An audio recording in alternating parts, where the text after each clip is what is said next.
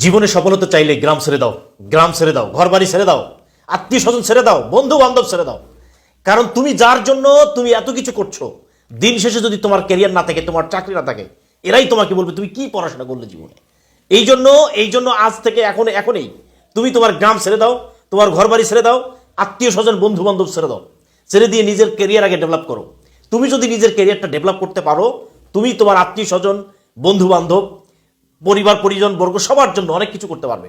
আর তুমি যদি দিন শেষে মাস্টার্স পাস করার পরে বেকার হয়ে থাকো, কিছুই যদি করতে না পারো, দিন শেষে তারা তোমাকে যে পরিমাণ প্যারা দিবে, পেইন দিবে, এমন সব টক্সিক কথাবার্তা বলবে, তুমি নিজেকে মনে করবে যে আল্লাহ এই মাটিটা ফেটে যা, আমি ঢুকে যাই। এটাই হচ্ছে বাস্তব।